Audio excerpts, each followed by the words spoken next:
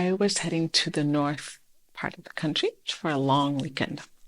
To get there, I was heading to a really remote village. The process was metro, the train, then bus. And finally, I had to have a friend pick me up at the nearest town to take me to the destination.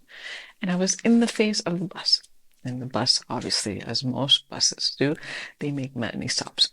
And at this stop, they a small, elderly, mid-70s Portuguese woman gets on the bus, and she's heading back to her town to go back home. She sits next to me. She's short and round and just vivacious, just vivacious. It's like, ah, she comes in and her chatter, it fills the bus. And she sits next to me. I don't speak Portuguese, and she doesn't speak Spanish. However, I mean, these languages are very friendly with each other and they understand each other. So there's no problem there. And she's very chatty. Her name is Valentina. And Valentina is telling me about, her journey, what she was doing in town. It turns out she's retired, but she has a lot of free time now because her husband passed away 8 years ago.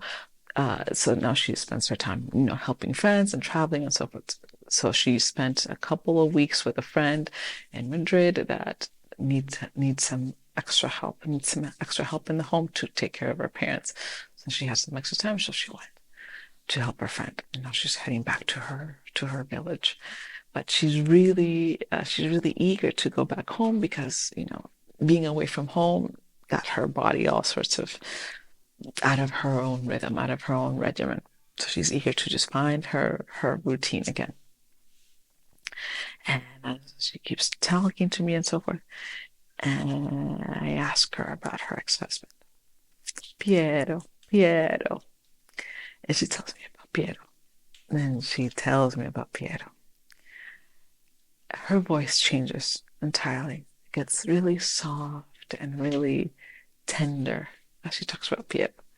So she was telling me about Piero, and Piero, her face completely changed. She took out her wallet from her purse and she opens up her wallet and she shows me a picture of Piero. Piero, maybe 24 years old, just dashing young man.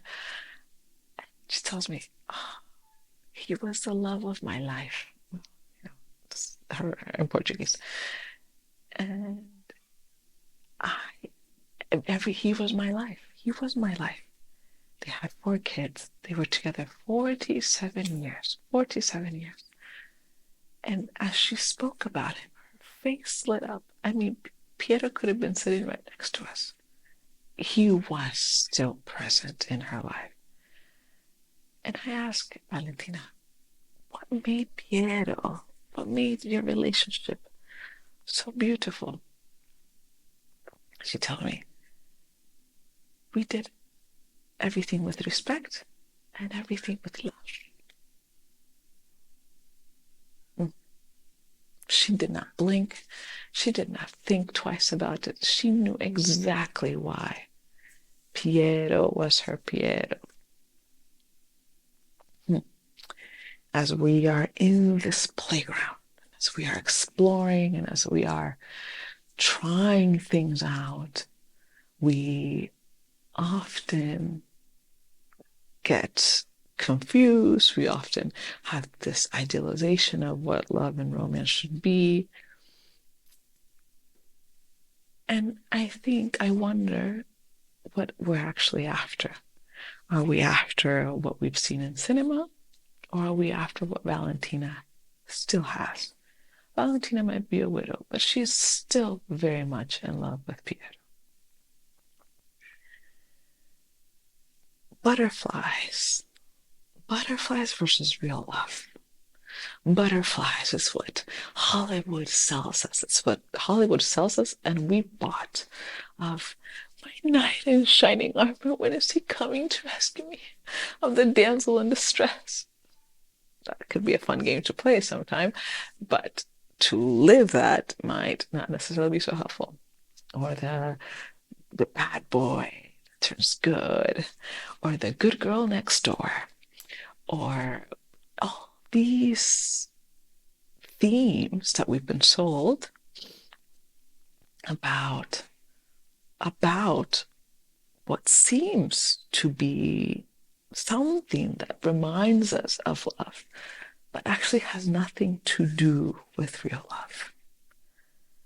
These butterflies, which I have had friends and clients who have sat with me telling me they're arguing to themselves all the reasons why this person's a great fit. But because they don't have the butterflies, all of a sudden that person that seems so valid is no longer a valuable candidate because they don't have the butterflies. The butterflies are a hormone that our body secretes, and it's fine that it does. It's a hormone actually very similar to adrenaline. So it does puts us in a hyper state of alertness and makes everything feel really alive because everything could almost be a threat. I'm sorry. But that to me is not ideal. That to me does not provoke my clearest decision-making process, nor is it a state that I want to maintain long term. I have a theory that there's an equation to falling in love. There's an equation to provoking that state. It's the following. Let's call it a hypothesis versus a theory, but I think it's almost a theory. We can test it out at home. You choose 5 to 10, doesn't really matter, 5 to 10 characteristics about the object of your desire right now. And simply play those characteristics in your head over and over and over again. You can start, oh, his wonderful biceps. Oh, his smile. Oh, how he calls his mother on Sundays. Whatever it is, just put them in on replay. You will go insanely in love with this person. And you can do the same to fall out of love with the person. Just the 10 things that you don't like about this person, just play them over and over again, and the same thing will happen. So it's a thing we can provoke in us. And it's also a state that may or may not occur as you're meeting people in the playground. This heightened state of butterflies, which some recognize and some need as a precursor to determining whether or not they want to pursue something with someone. Remember when we talked about community that I said measure the quality of your community based on peace. I will argue for the same thing. Base the quality of your matches, the quality of the people that you are meeting and that you want to try and play with and interact and see if there's anything there, based on peace. Based on peace. Do they make you feel at ease? Are you not running crazy in your head when you're thinking about them with these thoughts that are more about control and more about superficial things than what really matters to you deep down inside?